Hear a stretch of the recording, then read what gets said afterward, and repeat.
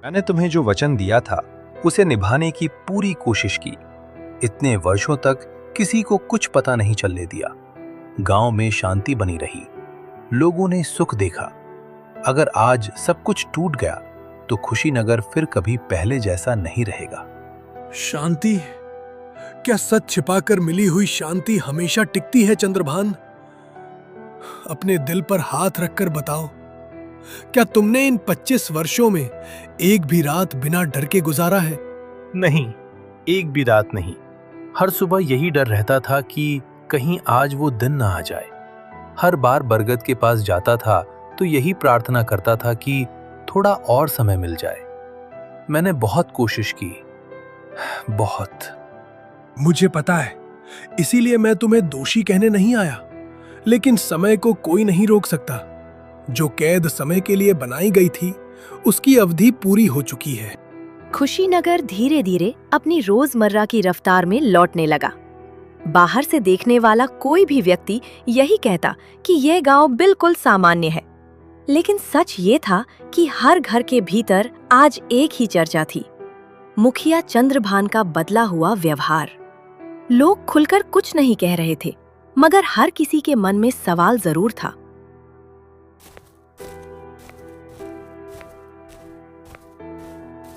अरे बाबा, आपको यहाँ आने की क्या जरूरत थी? मुझे बुला लेते, मैं खुद आ जाता। इतनी धूप में चलना आपकी सेहत के लिए ठीक नहीं है। अर्जुन, किसान बीज बोता है, मेहनत करता है, बारिश की दुआ करता है, लेकिन फसल कब और कितनी होगी ये उसके हाथ में नहीं होता। जीवन भी कुछ ऐसा ही है। इंसान कर्म करता है, लेकिन समय अपने हिसाब से फल देता है। बाबा, आपकी हर बात किसी पहेली जैसी होती है। मैं समझने की कोशिश करता हूँ, लेकिन हर उत्तर के बाद मन में एक नया प्रश्न पैदा हो जाता है। तो आज मैं तुमसे एक सीधा प्रश्न पूछता हूँ। मान लो एक दिन तुम्हें 2 रास्तों में से एक चुनना पड़े।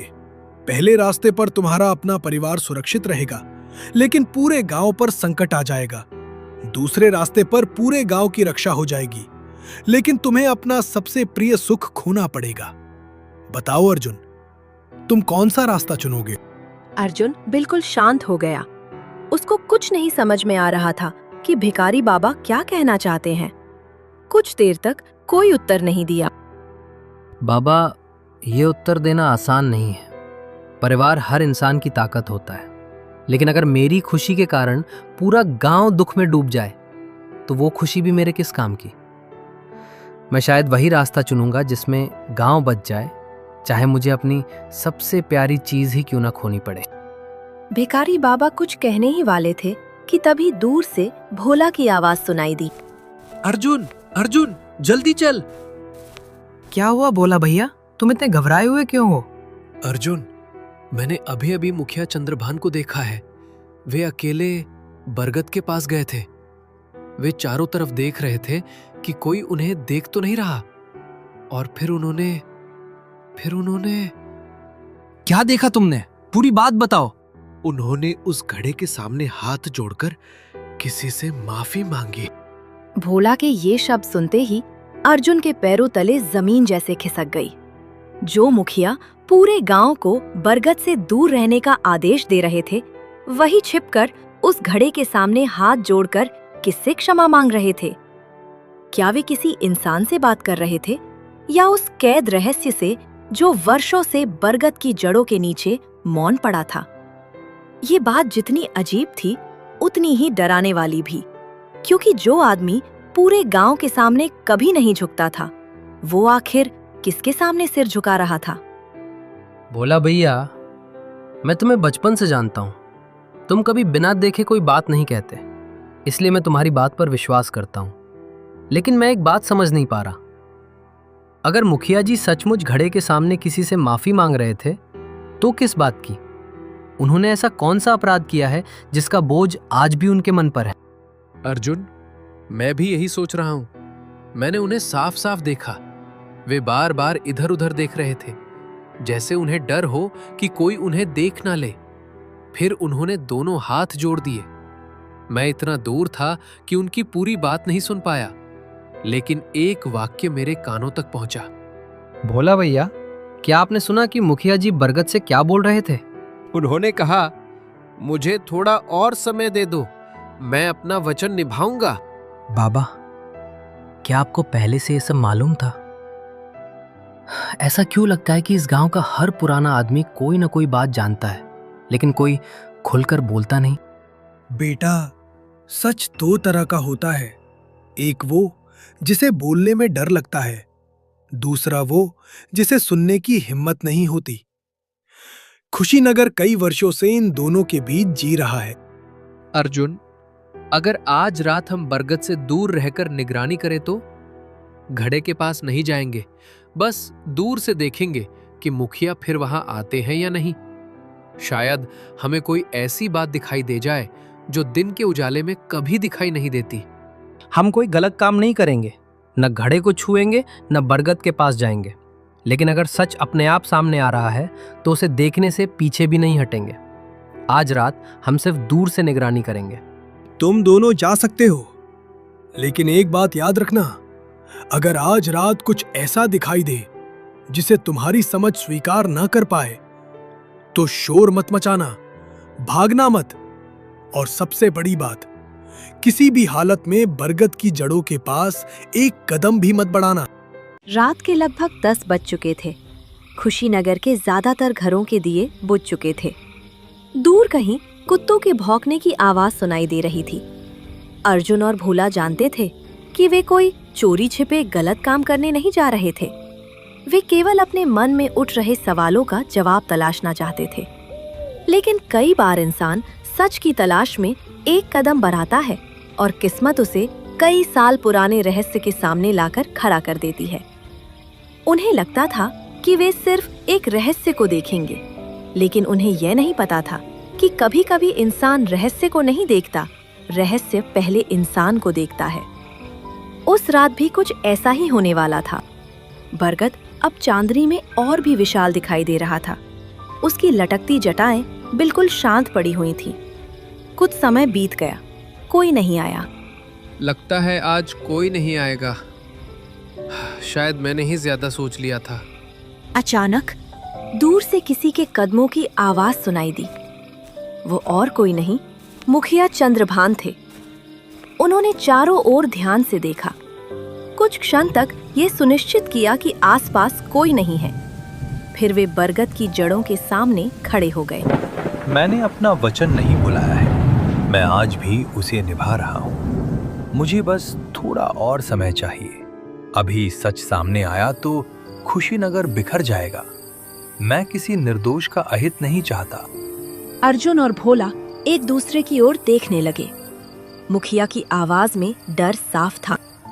मैं जानता हूँ समय निकट है, लेकिन मेरी एक आखिरी प्रार्थना सुन लो। जब तक संभव हो खुशीनगर को इस आग से दूर रखना। अर्जुन की धड़कन तेज हो गई। तभी अचानक भिखारी बाबा की कही बात अर्जुन के कानों में गूंज उठी। अर्जुन ने खुद को रोक लिया। तभी मुखिया की नजर सीधे अर्जुन पर पड़ी। एक पल के लिए समय जैसे थम गया। मुखिया चंद्रभान समझ चुके थे कि अर्जुन ने उन्हें देख लिया है।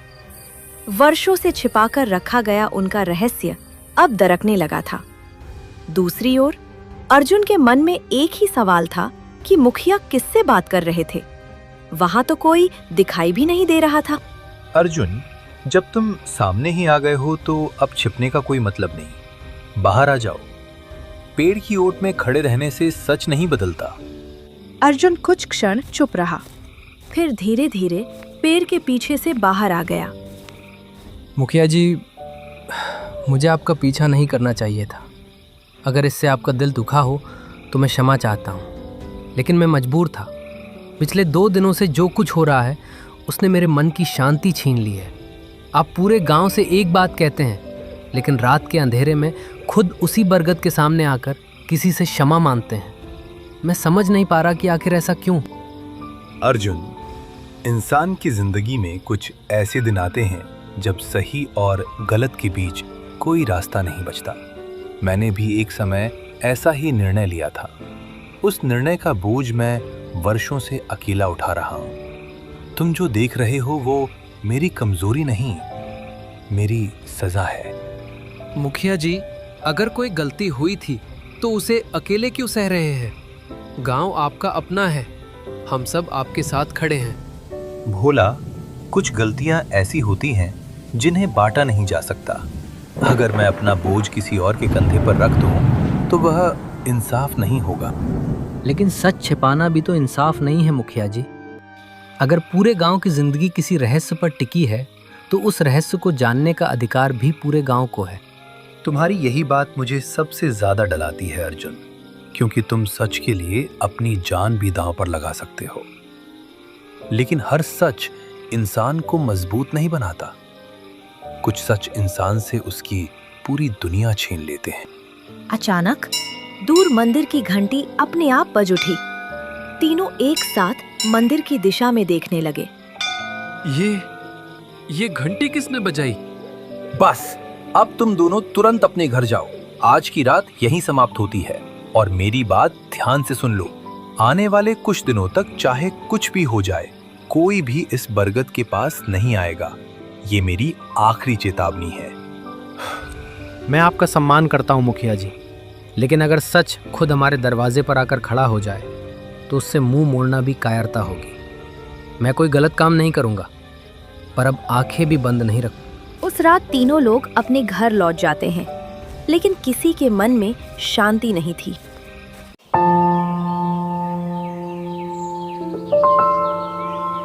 अगली सुबह खुशीनगर में सब कुछ सामान्य दिखाई दे रहा था, लेकिन केवल दिखाई दे रहा था। मुखिया चंद्रभान पूरे गांव में पहले की तरह लोगों की समस्याएं सुन रहे थे। उन्हें देखकर कोई भी नहीं कह सकता था कि पिछली रात वही आदमी बरगद के सामने खड़ा होकर किसी अनदेखी शक्ति से क्षमा मांग रहा था। लेकिन सच यही था, दिन का चंद्रभान और रात का चंद्रभान जैसे दो अलग अलग इंसान बन चुके थे। दूसरी ओर रात की घटना ने अर्जुन के मन में ऐसे प्रश्न जगा दिए थे जिनका उत्तर उसे कहीं नहीं मिल रहा था। अर्जुन खेत से लौट ही रहा था कि रास्ते में दादी जानकी मिल गईं।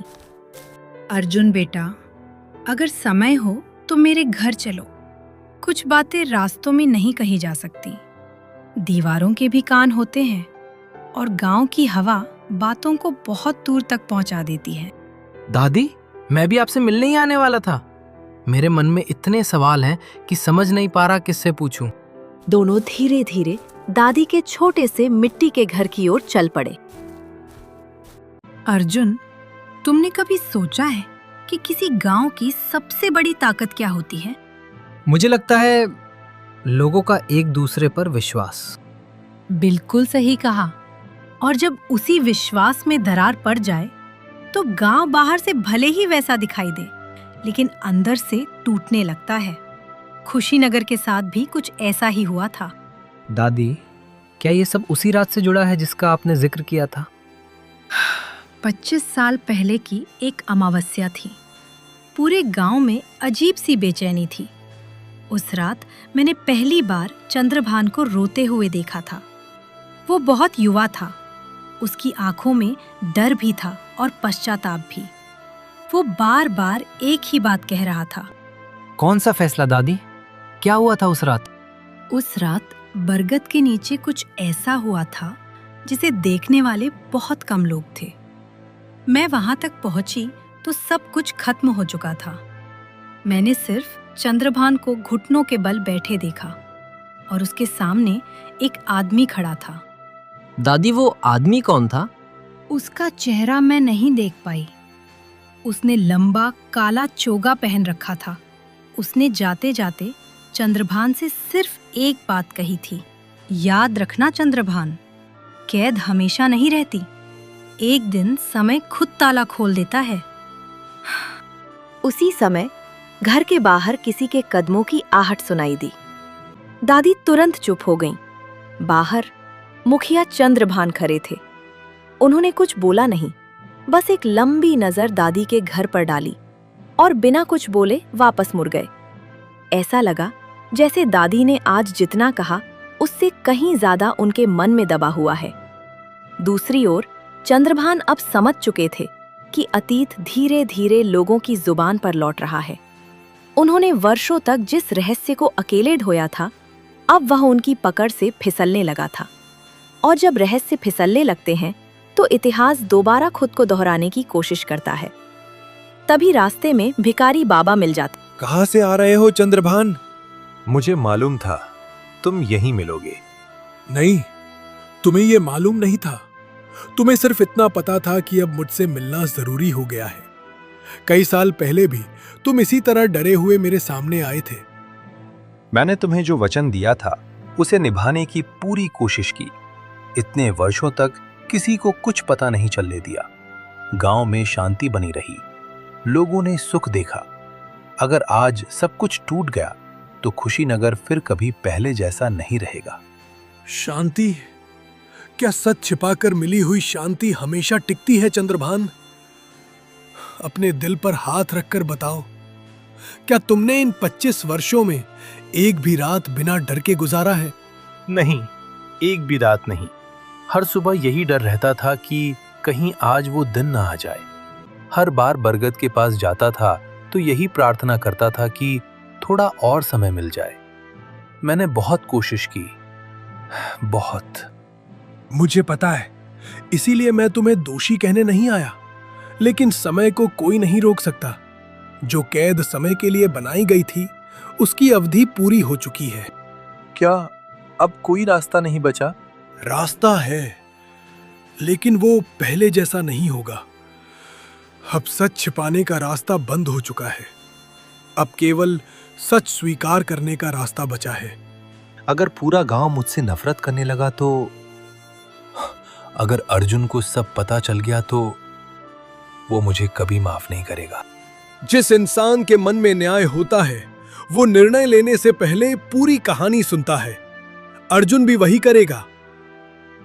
लेकिन याद रखना, अगर तुमने अब भी सच छिपाने की कोशिश की तो फैसला तुम्हारे हाथ में नहीं रहेगा। इतने में दोनों की नजर एक साथ बरगद की दिशा में उठ गई। दूर से ऐसा लगा जैसे बरगद की ऊपरी डालों के बीच एक पल के लिए हल्की रोशनी चमकी और फिर अंधेरे में विलीन हो गई।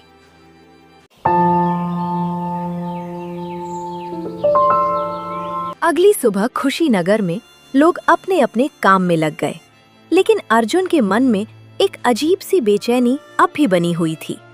पिछले कुछ दिनों में उसने जितनी बातें सुनी थी, उनमें कोई भी पूरी नहीं थी। हर इंसान उसे सच का एक टुकड़ा देता और फिर चुप हो जाता। अर्जुन को अब महसूस होने लगा था कि अगर उसे सच्चाई तक पहुंचना है तो उसे केवल लोगों की बातें नहीं बल्कि अतीत की निशानियां भी तलाशनी होंगी।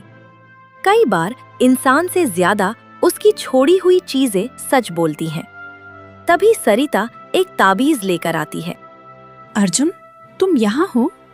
मैं पूरे घर में तुम्हें ढूंढ रही थी। ये देखो, ये मुझे बाबूजी के बैग से मिला। अरे ये तो ताबीज है। लगता है ये पिताजी का है। पिताजी इसे बहुत संभाल कर रखते थे। इस पर कुछ लिखा भी है, लेकिन पढ़ा नहीं जा रहा। क्यों ना इसे दादी जानकी को दिखाएं, हो सकता है वे पहचान ले। लेकिन एक बात तय है, यह कोई साधारण चीज नहीं है। इसे छिपा कर रखा गया था। आज शाम में दादी जानकी और भिखारी बाबा दोनों को ये दिखाऊंगा। अब मुझे लगता है कि पिताजी भी इस रहस्य से किसी न किसी तरह जुड़े हुए थे।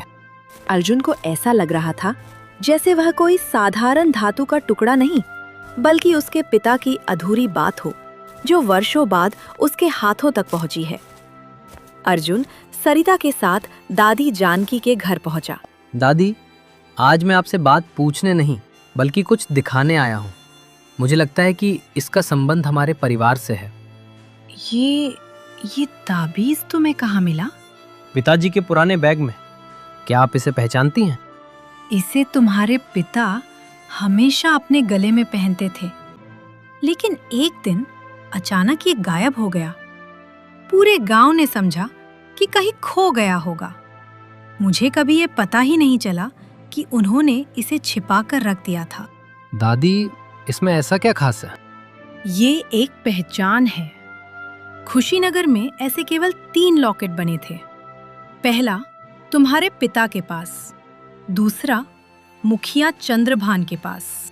दादी, तीसरा लॉकेट कहाँ है और किसके पास है? तीसरा उस आदमी के पास था जो एक रात अचानक खुशीनगर से गायब हो गया। उसके बाद किसी ने उसे कभी नहीं देखा। दादी ने उत्तर देने के लिए होंठ खोले ही थे, तभी वहां पर भिखारी बाबा पहुंच जाते हैं।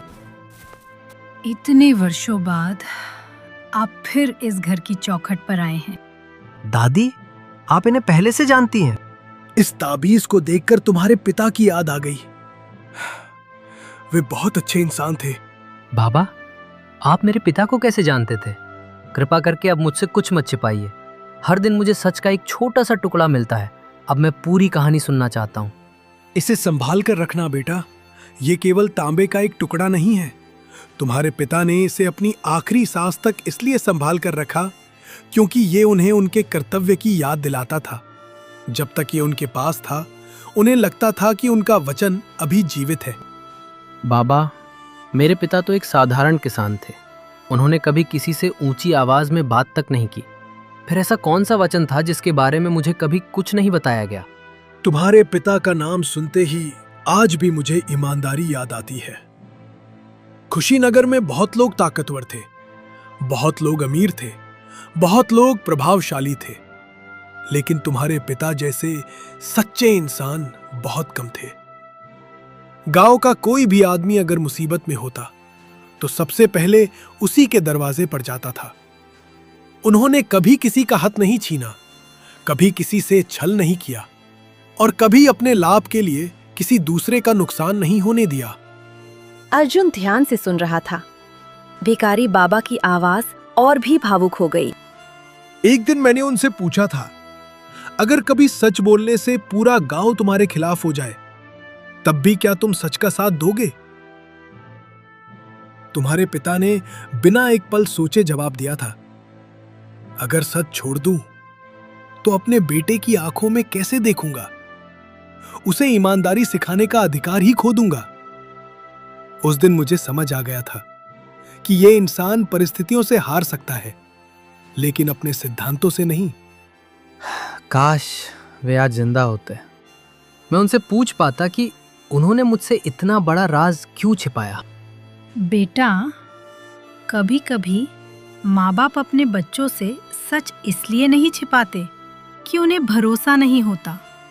वे इसलिए छिपाते हैं क्योंकि वे चाहते हैं कि उनके बच्चे वो दर्द ना झेलें जो उन्होंने झेला था।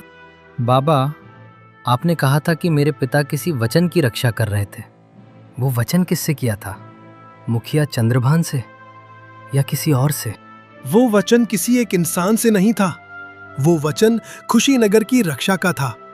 तुम्हारे पिता चंद्रभान और मैं, हम तीनों एक ही प्रतिज्ञा से बंधे थे।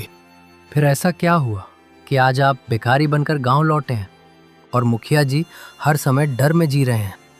भिखारी बाबा उत्तर देने ही जा रहे थे, तभी किसी के आने की आवाज सुनाई दी। अर्जुन, अभी अभी चौपाल से आ रहा हूँ। मुखिया चंद्रभान ने पूरे गांव की तुरंत बैठक बुलाई है। उनके चेहरे पर मैंने आज तक ऐसा डर नहीं देखा।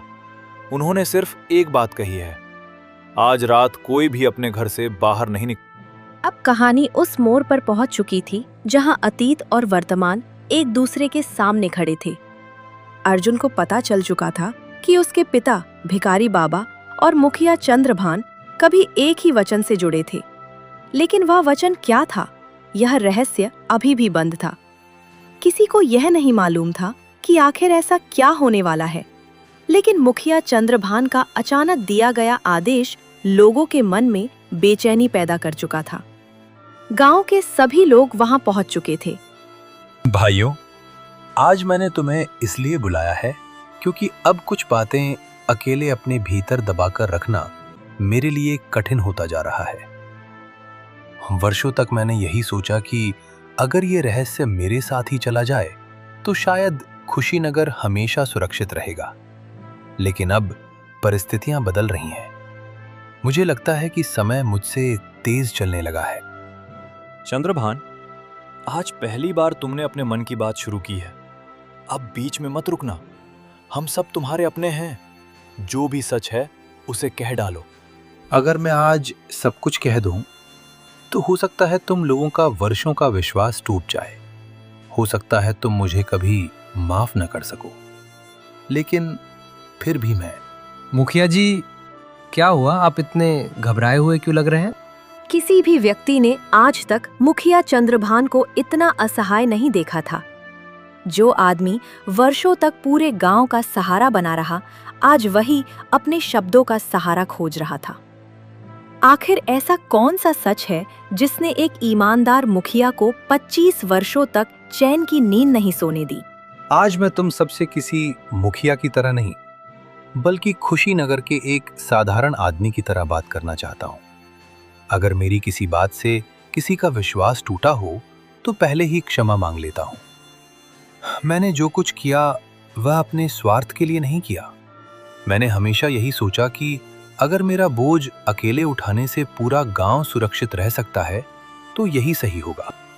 चंद्रभान, दोस्ती का मतलब यही होता है कि बोझ बांटा जाए। तूने हमें अपना समझा ही नहीं। ऐसा मत कहो रामदीन। अगर मैं तुम्हें सब बता देता, तो तुम्हारी जिंदगी भी उसी डर में बीतती जिसमें मेरी बीती है। मैं नहीं चाहता था कि मेरी गलती की सजा कोई और भुगते। अगर पिताजी यहाँ होते तो वे क्या चाहते? अर्जुन, तुम्हारे पिता मेरे दोस्त ही नहीं थे, मेरे भाई जैसे थे। अगर आज वे जिंदा होते तो शायद ये दिन कभी नहीं आता। मैंने उनसे एक वचन लिया था और उन्होंने मुझसे एक वचन लिया था। हम दोनों में से किसी ने भी उस वचन को तोड़ने की हिम्मत नहीं की। वो हमेशा कहते थे, सच देर से बोलना पड़े तो बोल देना, लेकिन इतना देर मत करना कि सच बोलने का अवसर ही चला जाए। इतना कहते कहते चंद्रभान की आवाज भर्रा गई। उन्होंने पहली बार भिखारी बाबा की ओर देखा। दोनों की आंखें मिली। कल अमावस की रात है। कल मैं उस घटना की शुरुआत बताऊंगा जिसने हमारी जिंदगी बदल दी। लेकिन उससे पहले तुम सबको अपनी आंखों से एक ऐसी चीज देखनी होगी जिस पर शायद आज तक किसी ने विश्वास नहीं किया होगा। क्या देखने की बात कर रहे हो चंद्रभान? कल की रात बरगद खुद गवाही देगा। प्रभु, अब जो भी हो, उसमें किसी निर्दोष का अहित मत होने देना। सभी लोग अपने घर वापस चले गए, लेकिन खुशी नगर का कोई भी इंसान अब अपने घर लौटकर चैन से नहीं बैठ सकता।